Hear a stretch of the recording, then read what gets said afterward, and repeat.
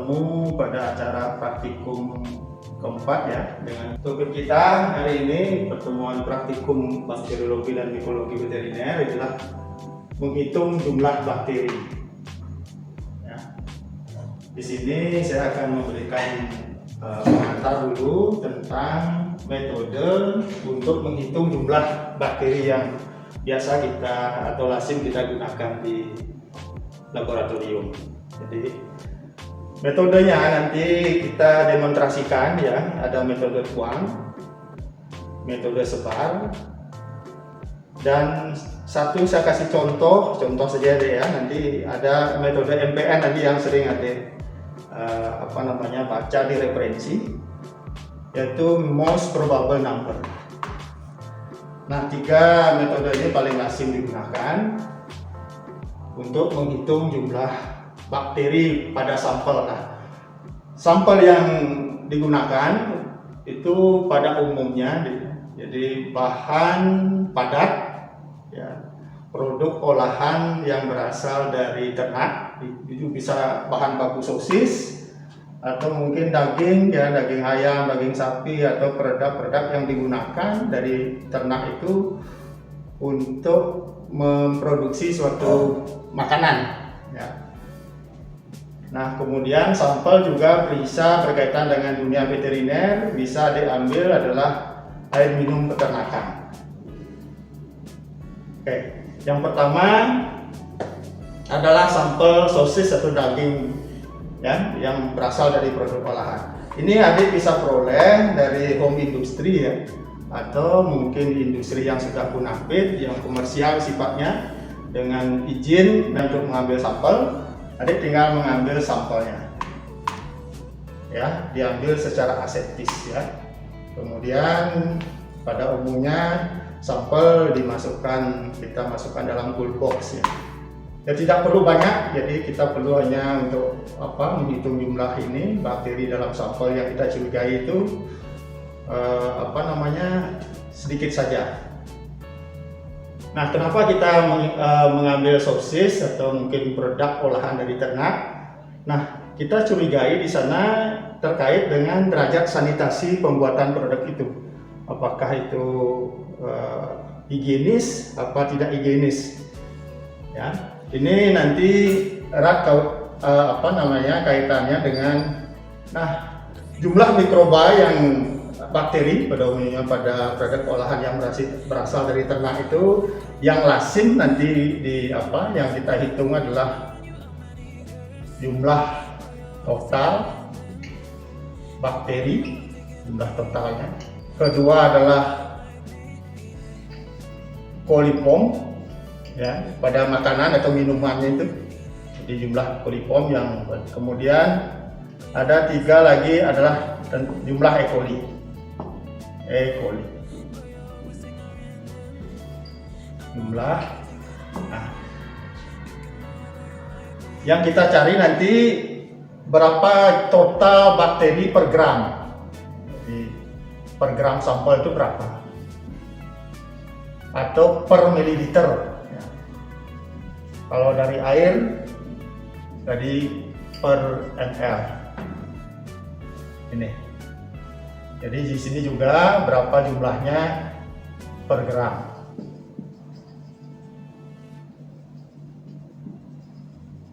Atau per itu.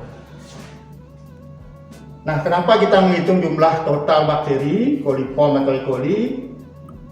Jadi adik akan menemukan di referensi bahwa bakteri-bakteri ini digunakan untuk mengukur derajat sanitasi suatu produk olahan yang berasal dari ternak ya. Apakah layak dikonsumsi apa tidak? Di sini acuannya adalah ada standar SNI-nya. Jadi berapa standar SNI jumlah coliform per gram, berapa standar jumlah misalnya total bakteri atau E. coli. Yang jelas di sini tidak boleh ada, di SNI itu tidak boleh ada salmonella. Salmonella harus negatif, harus 0, tidak boleh ada di produk. Nah, itu kaitannya praktikum ini kita belajar untuk menghitung jumlah-jumlah bakteri yang terdapat dalam sampel ini, baik dalam sampel bentuknya padat maupun dalam air, dalam cair ya, air minum. Hanya saja di sini Bapak tekankan bahwa untuk air minum peternakan itu syaratnya adalah sampelnya harus komposit ya. Ini harus komposit. Artinya bahwa kalau air peternakan itu tertampung dalam suatu, misalnya ada sumur ya, atau wadah yang lain digunakan ya, dalam ember biasanya itu, atau tempat yang besar ya, yang besar. Nah, itu caranya mengambil adalah secara komposit ini mewakili seluruh permukaan dari atau seluruh wadah dari tempat penampungan. Nah, kita secara teori tahu bahwa kalau dalam air tenang atau tidak mengalir ya, tertampung demikian, bahwa bakteri akan susah dijumpai di air permukaan, apalagi yang sumurnya dalam. Jadi caranya yang komposit itu adalah mengambil paling dalam sampel tersebut. Jadi misalnya adik pakai ember yang sudah tentu aseptis yang sering digunakan. Nah, kemudian adik masukkan ke dalam sumur itu atau kedalaman berapa, kemudian adik bisa jadi mewakili air itu di dalam sumur atau di bagian tengah. Jadi singkatnya itu kalau bisa artinya seperti ada diaduk gitu di dalam. Sehingga nah itulah diangkat airnya, nah baru adik tampung dalam wadah yang aseptis. Tidak perlu banyak, cukup mungkin setengah atau 1 liter. Kalau air yang digunakan itu air mengalir, ya, air mengalir kayak diirigasi gitu ya. Nah, itu secara komposit harus mewakili bagian tengah, bagian tepi cara ngambilnya. Jadi air yang mengalir di bagian tengah diambil, bagian tepinya diambil, kemudian campur jadi satu. Nah, itulah istilahnya secara komposit itu ngambil air. Nah, setelah kita ambil, jadi sampel-sampel ini selanjutnya kita simpan dalam cool box, segera bawa ke lab untuk menghitung jumlah bakteri yang kita nanti hitung ini ya. Nah, pertama adalah metode tuang. Jadi kalau menghitung metode tuang, ini metode tuang artinya nanti definisinya di sini adalah kenapa menggunakan metode tuang. Nah, cara atau metode tuang ini digunakan untuk menghitung total bakteri pada sampel, jumlah total bakteri. Jadi bakteri yang bersifat aerob, fakultatif anaerob, dan anaerob itu digunakan dengan metode tuang. Ya, metode tuang ini menggunakan nutrien agar cair. Ya, metode tuang dengan nutrien Na steril ya, yang masih cair, dalam kondisi cair. Cair itu masih hangat, kurang lebih suhunya mungkin sekitar 37 atau 40 derajat Celcius. Itu Na yang sudah steril kita nanti tuangkan ke dalam cawan Petri steril setelah sampel yang kita ginikan sudah ready. Ya, ini ya metode tuang. Nah, prinsip metode tuang ini adalah pertama, sampel yang adik akan periksa, baik itu berupa bahan padat maupun cair ini, itu adalah sampel diencerkan secara bertingkat seri ya, atau bertingkat. Jadi seperti ini. Jadi diencerkan 10 kali, kemudian 100 kali, 1000 kali, kemudian bertingkat lagi. Silakan. Nanti ini adalah tergantung dari dugaan adik untuk mengasumsikan kemungkinan bahwa bakteri-bakteri tersebut dalam sampel tersebut itu kandungannya, kalau kandungannya rendah tidak perlu pengencerannya terlalu banyak. Kalau kandungannya mungkin dugaannya banyak kandungan bakteri dalam sampel, bisa sampai 10/5 misalnya.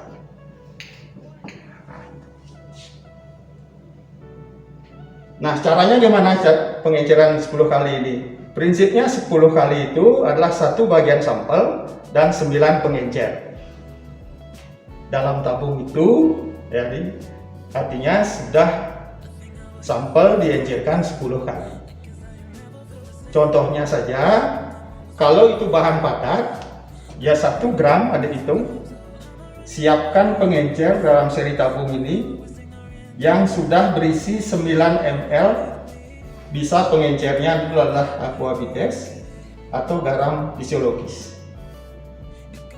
Jadi adik sudah sebelumnya ini mengisi tabung-tabung ini sebanyak 9, masing-masing sebanyak 9 ml pengencer. Steril, harus steril. Nah, setelah itu baru terus adik ambil 1 bagian sampel. Kalau itu cair 1 ml sampelnya, 1 ml adik tuangkan ke sini, kemudian adik homogenkan. Kemudian setelah adik homogenkan, di sini ambil 1 ml dari sini, dari tabung pertama ini ambil 1 ml, adik pindahkan ke tabung berikutnya, tabung nomor 2, nomor 1, nomor 2, homogenkan. Nah, setelah homogen, ambil lagi 1 ml ke tabung nomor 3. Jadi ingat diberi label ya, tabung 1, tabung 2, tabung 3. Nah, campurkan sini. Demikian caranya secara seri atau bertingkat untuk mengencerkan sampel, baik itu padat maupun cair. Nah, kalau sampel itu padat, adik perlu menggunakan mortar namanya. Ini alatnya. Nanti kita timbang 1 gram, kemudian nanti kita gerus sampai lembut ya bahan padat itu, kemudian kita campurkan pada ini pengencer pada tabung pertama, dan berikutnya adalah dengan cara yang sama adik akan memperoleh pengenceran seri. Ya, ingat tabung pertama isi sampel 1 bagian dengan 9 ml. Nah, kemudian homogenkan, ambil 1 ml, pindahkan ke tabung kedua, homogenkan. Di tabung kedua sudah 100 kali namanya, ditipiskan, diencerkan sampel tersebut. Kemudian demikian dengan cara yang sama, ambil 1 ml, tabung berikutnya, sehingga sudah 1000 kali sampel diencerkan. Nah, setelah sampel diencerkan, adik bisa melakukan suatu metode tuang ini untuk menghitung ya, dengan asumsi nanti adik kemungkinan apakah ngambil dari sampel diencerkan dari tabung 2 atau dari tabung 3, itu terserah, boleh dicoba dulu awalnya. Nah, prinsipnya di sini kalau metode tuang pada umumnya menggunakan sampel-sampel yang telah diencerkan, dia ambil lebih dari 1 untuk contoh. Jadi diambil dari lebih dari 1 misalnya sampel yang telah diencerkan. Oke, nanti setelah diambil 1 ml, nah saya lanjutkan pada metode tuang ini. Ya, pada metode tuang ini prinsipnya adalah setelah sampel itu diencerkan secara homogen, nanti adik akan memupuk pada nutrien agar cair ya, yang steril masih cair dengan metode tuang. Nah, kita tuangkan. Nah, seperti ini misalnya, kalau adik menggunakan sampel dengan pengenceran 100 kali, nanti adik ambil 1 ml, adik tuangkan dulu pada cawan Petri steril ya. Jadi adik melakukan drop di sini, tetesan-tetesan 1 ml itu, beberapa tetes itu ya, sampai habis 1 ml itu. Nah, setelah itu adik tuangkan nutrien agar cair. Nah, setelah dituangkan, nanti adik akan dalam cawan Petri ini nanti adik tinggal menggoyang-goyangkan gitu kiri kanan itu. Tujuannya agar sampel yang adik tuangkan di sini tadi, inokulum tadi yang mengandung bakteri tersebut juga merata ininya dalam media nutrien agar itu. Ya, sudah merata dalam nutrien agar plate ini. Demikian juga adik coba bisa adik pakai pengenceran 10-3 ini. Ya, adik nanti tuangkan dengan cara yang sama, putar kanan kiri 3 kali atau sampai merata, atau boleh dengan bantuan namanya menggunakan untuk memeratakan ini inokulum dalam nutrien agar cair ini, boleh menggunakan ini batang gelas bengkok tetapi harus steril. Ya, diusap dulu dengan alkohol 70%, kering. Nah, sampel tersebut bisa dibantu dengan ini terus. Ya, secara hati-hati jangan sampai tumpah. Diamkan ya, setelah merata, adik yakin sudah rata, diamkan sampai nutrien agar ini menjadi padat. Nah, setelah padat, adik inkubasikan 37 derajat Celcius selama semalam. Nah, besoknya dia mati, keesokan harinya dia mati. Berapa koloni-koloni yang tumbuh nanti pada masing-masing seri pengenceran dari sampel yang adik tanam. Ya, prinsipnya ya di metode ini ya ada di penuntun praktikum, silahkan dibaca. Ada metode Vardias itu. Jadi jumlah koloni yang tumbuh yang bisa dihitung ya, yang secara makroskopis adik kekuatan mata adik menghitung itu hanya dibatasi 30 sampai 300 koloni per plate.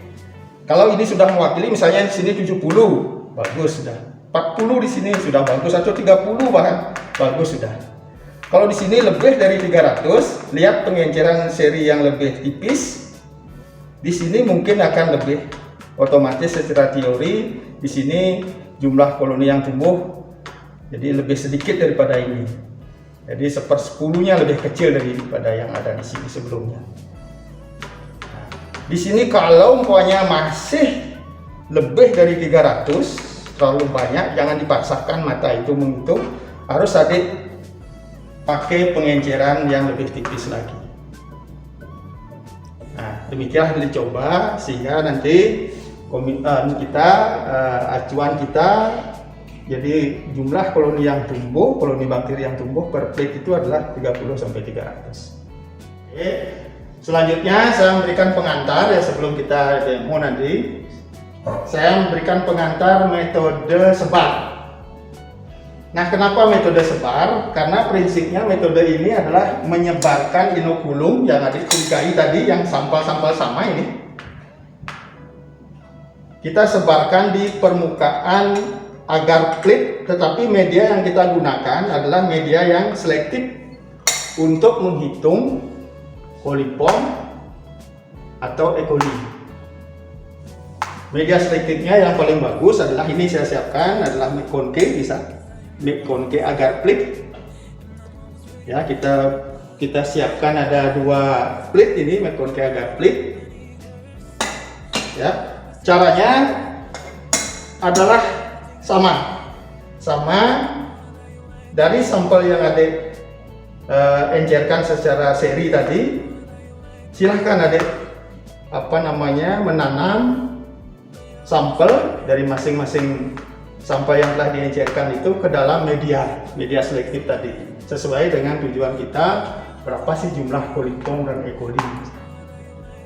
Nah, coliform adik tahu bahwa di media McConkey yang kita gunakan ini, karena sifat coliform adalah memfermentasi laktosa, jadi akan tumbuh koloni yang pink, berwarna pink di sini, merah jambon. Ya, semua bakteri yang memfermentasi laktosa yang diduga sebagai coliform dalam suatu sampel tersebut, di sini akan berwarna merah jambon atau pink. Nah, E. coli juga termasuk grup coliform, tapi E. coli nanti medianya untuk menghitung atau mengetahui jumlah E. coli tidak di sini ya. Lebih tepat adik menggunakan adalah untuk media E. coli ini adalah menggunakan EMBA, Eosin Methylene Blue Agar, karena karakteristik E. coli di sini kalau tumbuh dia koloninya berwarna hijau metalik. Tinggal adik menghitung berapa jumlah hijau metalik di sini dari pengenceran masing-masing yang adik tanam itu. Tinggal mencatat sama ininya. Jadi acuan kita satu plate itu yang ya istilahnya yang valid, dikatakan valid ya, kita bisa menghitung dengan mata secara normal ya, dengan validitas yang bagus adalah 30 sampai 300 koloni per plate. Jadi kalau nanti jumlah koloninya terlalu banyak ya silahkan lagi seperti tadi ambil sampel yang diajarkan yang lebih tipis di tanah. Tapi volume inokulum ya, volume inokulum untuk metode sebar sini yang dianukan sebar bukan 1 ml, pada umumnya adalah 0,1 ml ya, volume inokulum. Jadi misalnya adik menggunakan sampel yang telah diencerkan 10 kali, ambil dihomogенkan dulu, ingat sebelum ngambil selalu sampel itu dihomogенkan, ambil 0,1, adik teteskan di atas permukaan ini, media ini, Conke maupun E. coli, EMBA, maaf. Nah kemudian adik sebarkan dengan ini. Jadi alat yang adik gunakan untuk metode sebar ini jadi batang bengkok istilahnya, tapi dalam kondisi aseptis ya, steril. Setelah diteteskan di media ini, di atas permukaan ini, adik ratakan inokulum tersebut yang 0,1 ml itu, ratakan sampai merata. Tunggu. Nah setelah terserap, balik posisinya ditaruh di dalam inkubator untuk diinkubasikan 37 derajat, cukup semalam. Nah besoknya dia mati. Kalau tujuannya menghitung E. coli, di EMBA ini akan tumbuh berwarna hijau metalik. Kalau menghitung coliform, media ini pun juga bisa. Jadi coliform di sini nanti adik pelajari di media EMBA, ada hijau metalik, ada berwarna coklat keunguan, ada berwarna seperti mata ikan. Mata ikan coklat tapi di pusatnya gelap. Nah itu ciri-ciri bakteri coliform dalam media EMBA ya. Juga lakukan hal yang sama. Kalau hanya menghitung coliform, media yang paling ideal untuk menghitung coliform adalah Conke agar plate. Tinggal adik ambil inokulum dari masing-masing sampel, diteteskan 0,1 ml, kemudian adik sebarkan. Ya, hati-hati waktu menyebarkannya sampai seluruh permukaan media ini, Conke agar plate ini merata ini ya, inokulumnya. Jangan sampai melukai agar ini, hati-hati. Nah, dikerjakan secara aseptis, kemudian setelah terserap balik, nah, kemudian langsung adik inkubasikan di inkubator. Nah, selanjutnya ya saya berikan pengantar dengan metode MPN. Ini saya berikan demo aja ya, banyak. Nah, kami sudah menyiapkan ada 9 tabung yang mengandung laktosa. Sama tujuannya, most probable number ini pada umumnya ditujukan untuk menghitung ini juga, coliform maupun E. coli. Ya. Nah, di dalam metode most probable number itu, acuan yang adik gunakan adalah menggunakan nanti seperti tabel logaritma ya dek ya. Bapak tidak hafal, yang Bapak tahu bahwa di sana di tabel tersebut, kalau tidak salah di tabel McCredis namanya, untuk menghitung MPN itu terdiri dari seri 9 tabung. Seperti ini contohnya. Ada 3 tabung, 3 tabung, 3 tabung. Saya sudah pisahin 3 ini. Ada seri 15, kalau dipisahin tabungnya 5, 5, 5. Ada seri 5, tabungnya 2, 1, 2. Nah, caranya adalah sama. Jadi masing-masing pengencer, jadi kita membutuhkan nanti 3 tabung seri pengenceran. Misalnya di sini adalah 10 minus 1 sampelnya, 10 minus 2, 10 minus 3. Jadi kita tanam ini ya, 10 minus 1 kita tanam aja ya ke dalam tabung yang berisi laktosa. Yang 10 minus 2 kita tanam ke dalam 3 tabung tersebut. Yang minus 3 juga kita tanam, 3-3. Oke, setelah adik tanam sampelnya yang telah diencerkan ya, ingat waktu mengambil sampel selalu dalam keadaan homogenkan dulu, ambil. Jadi volume inokulum di sini tidak dibatasi. Jadi kalau misalnya pada umumnya kalau 4,5 katanya ya, di tabung itu ada 4,5 tabung ininya, volumenya ini cukup diisi 0,5 ml. Tapi sebenarnya tidak demikian, asal ada sampel saja masuk ya di sini dari masing-masing tabung ini ke dalam tabung laktosa ini. Misalnya adik ambil 0,1 ml ya, 0,1 ml ditanam ke dalam masing-masing tabung ini. Tapi dengan catatan harus ada ingat, 3 tabung pertama mewakili pengenceran 10 minus 1, 3 tabung berikutnya 10 minus 2 dan minus 3. Adik boleh kalau umpamanya dugaan bakterinya terlalu banyak, boleh adik ngambil sampel yang 10 minus 3, 10 minus 4 atau 10 minus 5, boleh. Nah setelah adik tanam, adik inkubasikan di inkubator. Nah keesokan harinya dilihat mana yang memfermentasi dari masing-masing seri tabung ini, berapa yang difermentasi ini. Nah harus diketahui bahwa tabung laktosa ini disertai dengan tabung Durham untuk menjebak adanya gas. Jadi hasil fermentasi biasanya muncul gas. Dalam medium laktosa ini ada indikator yang kita gunakan adalah bromthymol blue, sehingga warnanya ini biru. Nanti kalau dia dalam keadaan asam memfermentasi, warnanya akan menjadi kuning. Tinggal adik mencatat 3 seri tabung pertama berapa yang nanti berwarna dari biru menjadi kuning, berarti positif ya. Jadi misalnya di sini adalah positif. Seperti tadi Bapak menggunakan 9 seri ya, dengan seri 9 tabung namanya. Setelah tadi adik tanam masing-masing tabung dengan sampel dari pengenceran yang berbeda-beda, jadi 3 pengencer yang berbeda-beda. Nanti adik inkubasikan ini. Jadi setelah itu inkubasikan 37 derajat Celcius, cukup semalam misalnya, atau mungkin sampai 24 jam misalkan.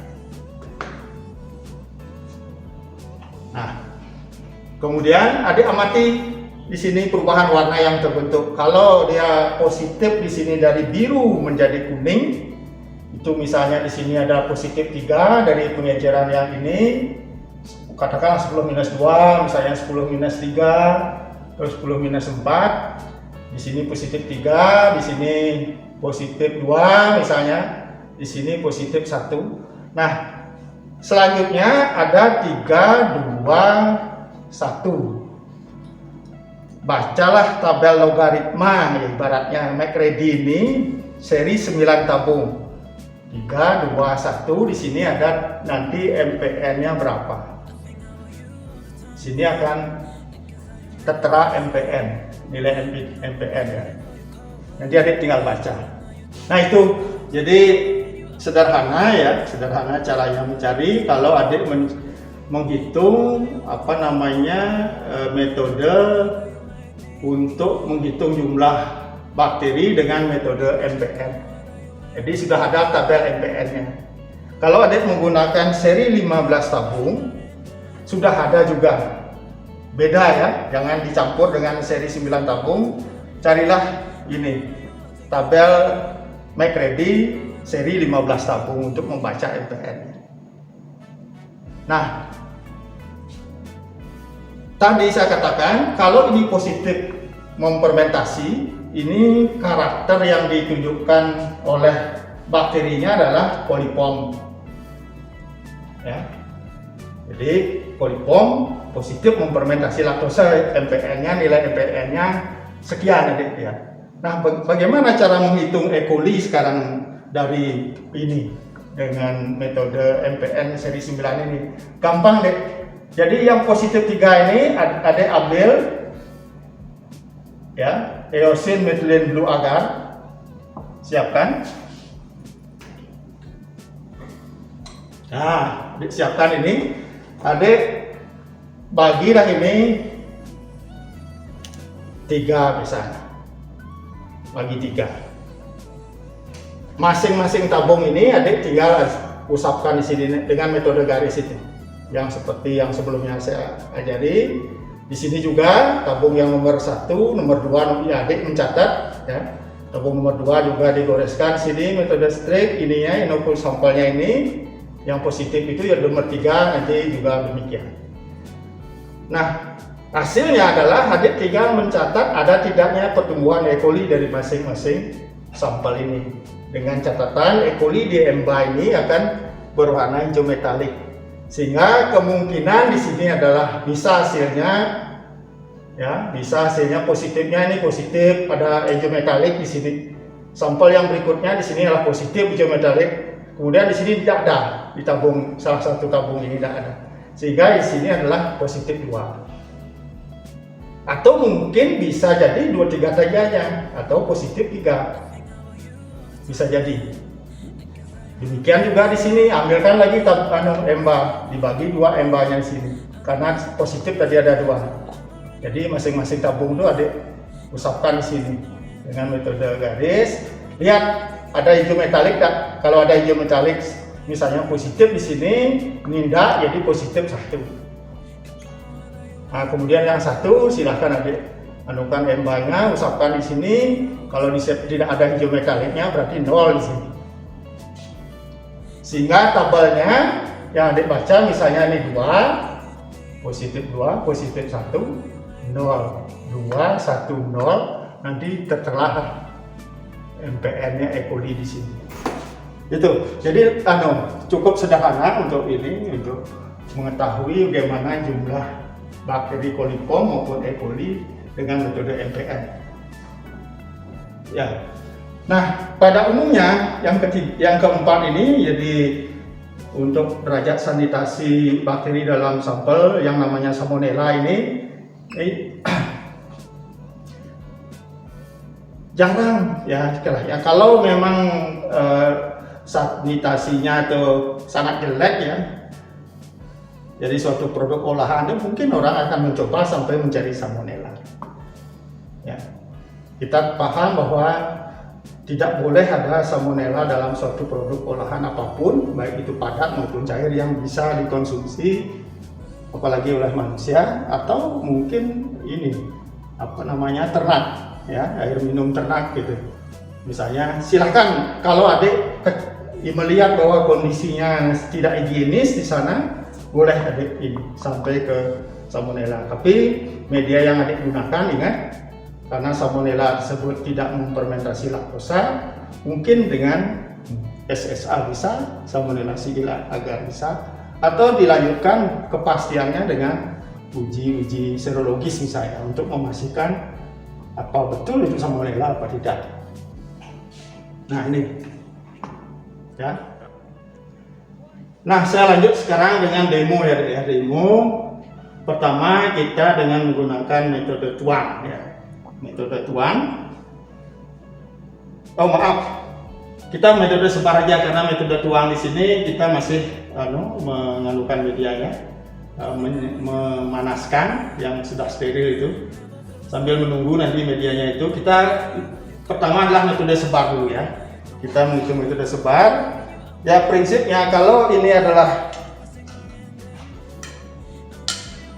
sampelnya adalah berupa daging misalnya ya, bahan baku dari suatu produk olahan ini adalah 1 gram ya, 1 gram kita ambil dari bahan padat daging ini misalnya ya, kita masukkan sini ke mortar ini yang sudah aseptis ya, ingat harus aseptis Ini kemudian kita lakukan penggerusan, kita ulek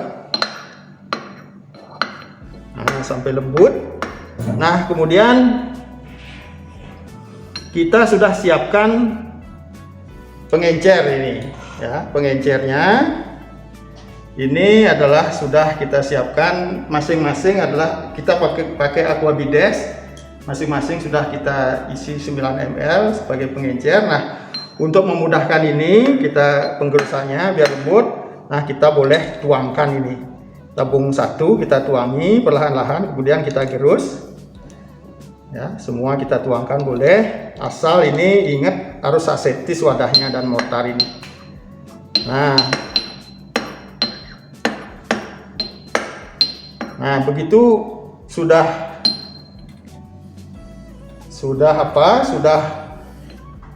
lembut ya, sudah kita pastikan sudah ini hancur di sini ya sampai homogen. Nah, baru terus kita ambil dengan 1 ml dengan menggunakan ya, kita sudah menggunakan ini pipet mikro. Kita ambil 1 ml dari itu.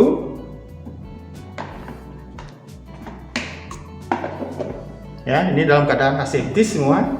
Jadi kita ambil ya dengan cara ini, 1 ml kita ambil.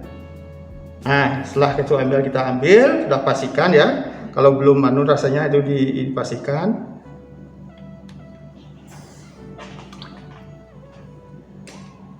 Nah, setelah itu tabung kedua kita ambil, kita tuangkan ini ke dalam tabung kedua yang telah berisi pengencer ya.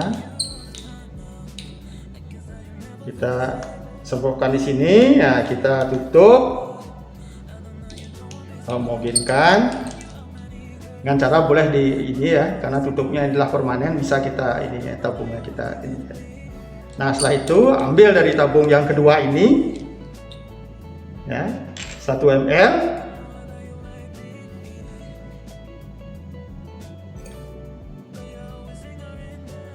Nah, ya. Setelah itu kita tuangkan ke tabung. Ingat, naruh tabung harus konstan ya, artinya jangan sampai berubah. Kita tuangkan kepada tabung pengencer yang nomor 3. Nah, udah. Itu selanjutnya ya, Dek ya. Nah, ini kita sudah dapatkan pengenceran 10, 100 dan 1000 kali. Nah, setelah itu jadi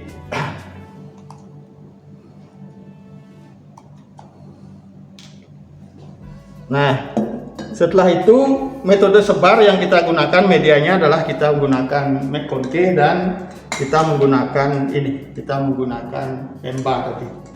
Nah, caranya kita perlu hanya inokulum. Ingat, inokulum yang kita perlukan itu hanya 0,1 ml. Jadi kita ambil pipet mikro, kita siapkan tipnya yang sudah steril.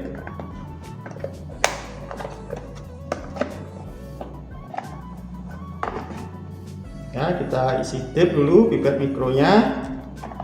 Kita pastikan, kita ukur di sini sudah 0,1 ya, 0,1 ml volumenya. Nah, di sini umpamanya kita mengambil 0, yang pengenceran 100 kali ya, kita ambil ya, ingat kita homogenkan dulu. Nah, setelah itu Adik ambil di sini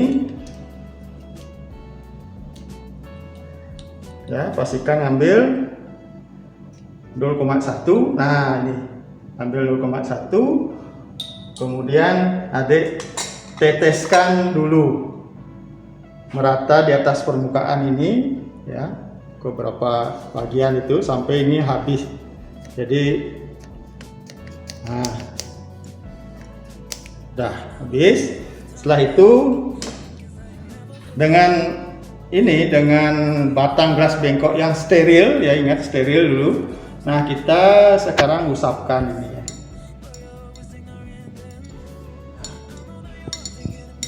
Secara merata.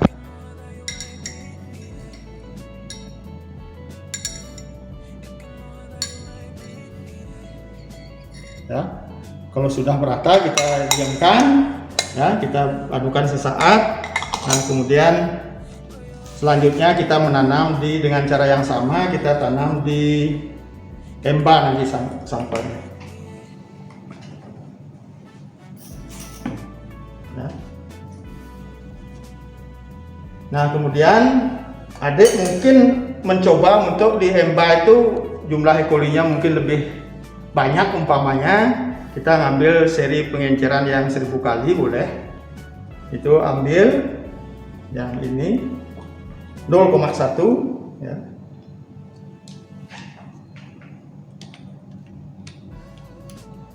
Ambil 0,1, kemudian adik sebarkan di emba ini dengan cara yang sama ya, sampai habis. Nah, setelah itu adik ya, kita ratakan dengan batang bengkok secara merata ya. Ini harus dikerjakan secara aseptis, hati-hati ya, jangan sampai terkontaminasi. Nah, setelah itu kita diamkan. Nah, demikian metode sebar ya, Dek ya. Setelah itu nanti kita inkubasikan di inkubator. Ini media kita siap kita inkubasikan. Nah, saya lanjut sekarang dengan metode tuang. Nah, ini contoh saja Dek ya, ini nutrien agar steril yang masih cair, masih hangat. Ya, sudah steril, kita tunggu hangat, jangan terlalu panas, dituangkan nanti bakteri pun juga akan mati, tapi jangan terlalu dingin karena tidak bisa kita tuangkan nanti dia padat nanti ya. Ini sudah pas kita ini ya, hangat-hangat kuku ini. Nah, dengan cara yang sama tadi kita ambil misalnya adik menggunakan yang -2 yang serat ya. Atau mungkin adik gunakan yang lebih tipis karena dugaannya di sini kemungkinan bakterinya banyak ya, jangan sampai lebih dari, nanti asumsinya itu 30 sampai 300. Nah, kita gunakan yang pengenceran 1000 kali. Kita ambil dengan cara yang sama, kita ambil di sini kita menggunakan 1 ml saja. Jadi kita gunakan 1 ml.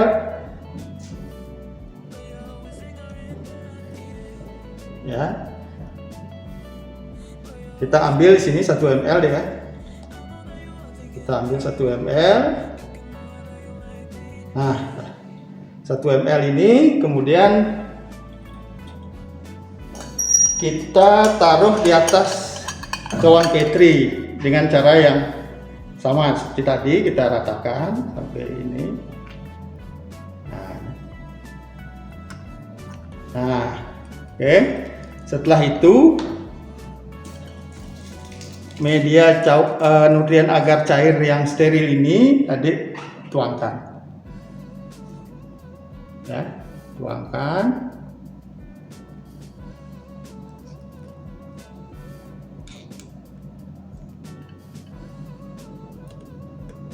Oke, tuangkan, kemudian adik di atas meja, kemudian adik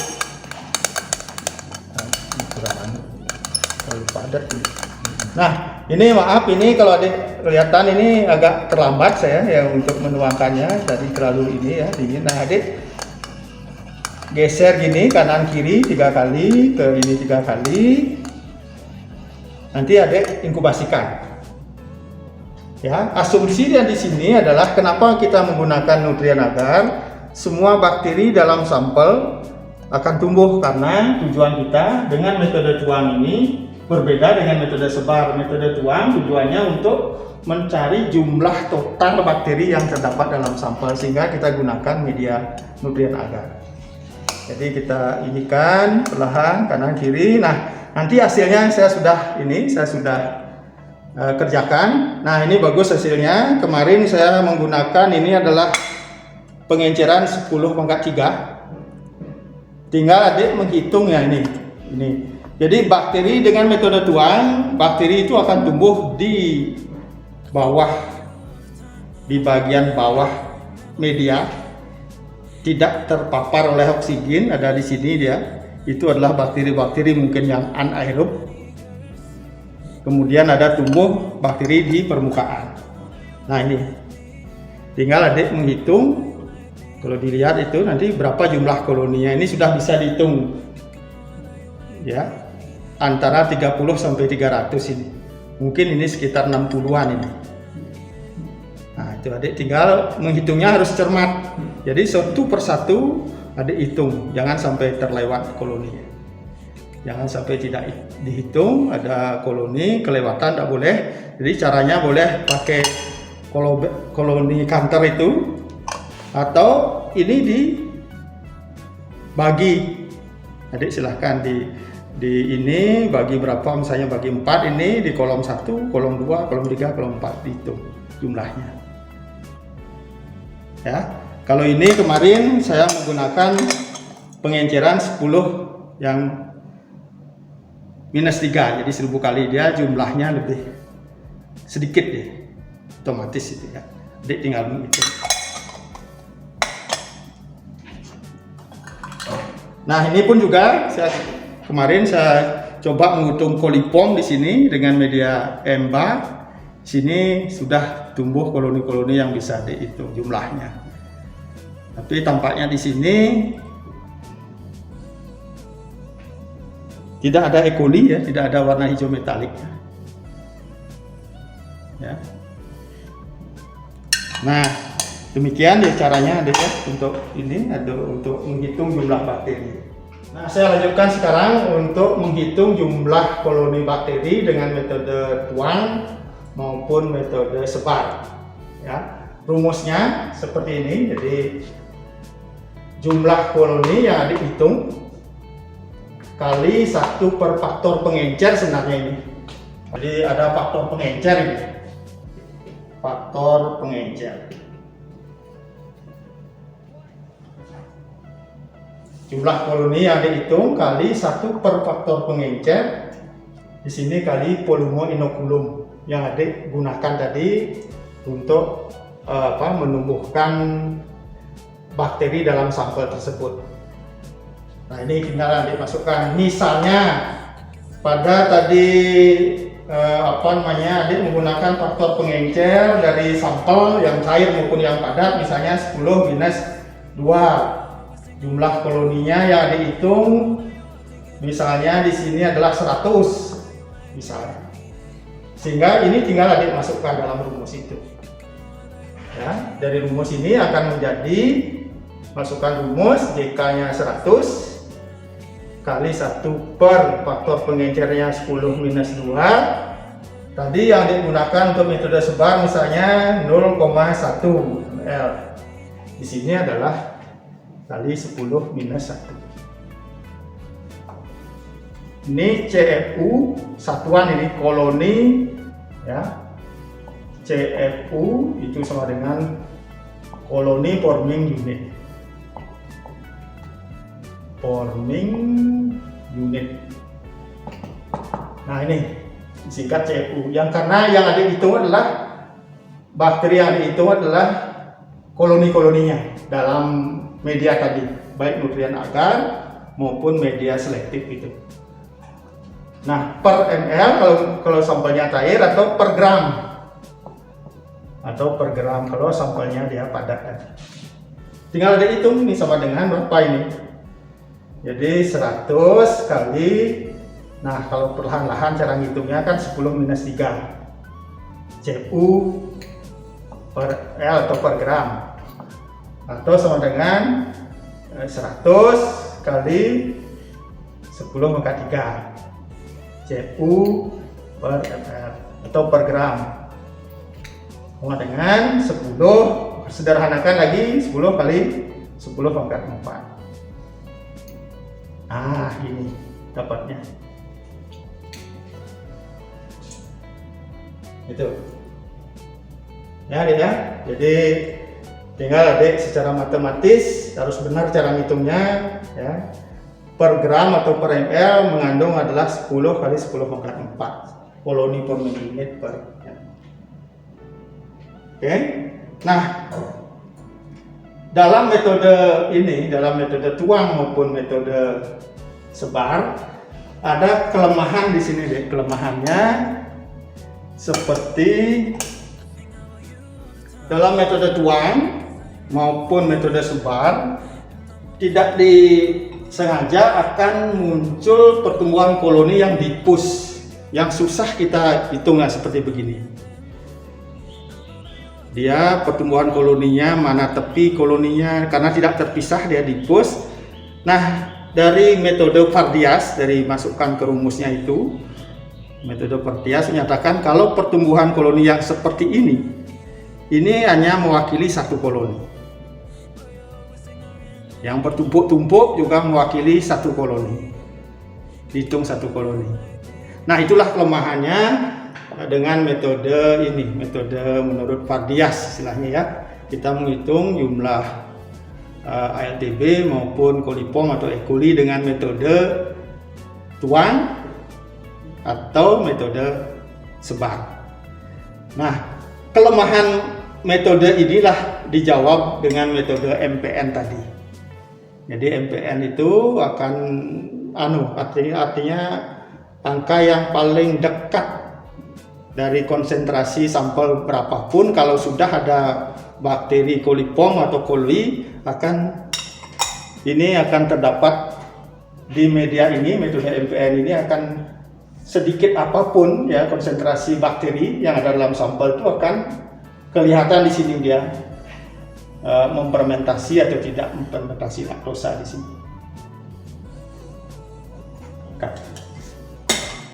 Dengan metode MPN deh ya. Nih saya kasih contoh bahwa seri 9 tabung. 3 tabung pertama ada positif fermentasi laktosa, warna biru menjadi kuning, dan itu ada gas juga. 1 tabung. Yang pengenceran yang saya anukan yang ini 100 kali 10 pangkat minus 2, minus 3 dan minus 4. Jadi positif 1. Yang kedua adalah positif 1, 3 tabung yang ini positif 1. Sehingga kalau menghitung kolipom ini positif 1 di sini negatif. Tidak ada fermentasi laktosa. Sehingga waktu adik membaca tabel McReady-nya seri 9 tabung 1, 0. Jadi akan tampak kolipomnya, MPN-nya seperti apa di sana. Nah, di metode MPN itu masing-masing negara sudah memiliki standar namanya. Standar Nasional Indonesia SNI untuk MPN. Berapa jumlah kolipom yang layak, berapa jumlah E. coli atau dengan ALTB-nya.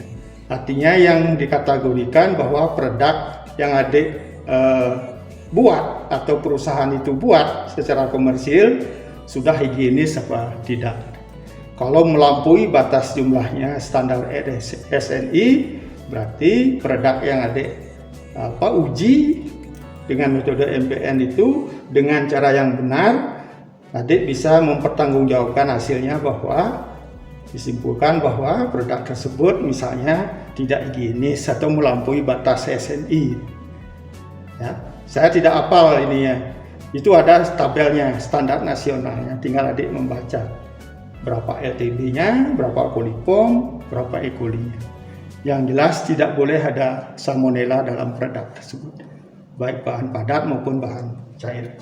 Nah, sekian adik, ini topik hari ini ya yang saya berikan. Mudah-mudahan adik bisa paham ya. Kalau belum paham, selalu saya sarankan adik rajin nanti membuka referensi, buka OASE-nya, materi ada di situ. Ada hal-hal yang belum dipahami bisa kita diskusikan. Ya. Sekian, selamat belajar. Ya. Nanti berikutnya adalah akan diadakan ujian ya, ujian praktikum secara virtual nanti juga. Ya, sehingga membaca tinggal baca pengumuman di OASE-nya di materi ini. Terima kasih adik ya, semoga kalian sehat semua ya. Stay at home ya. Sampai ketemu pada kesempatan berikutnya.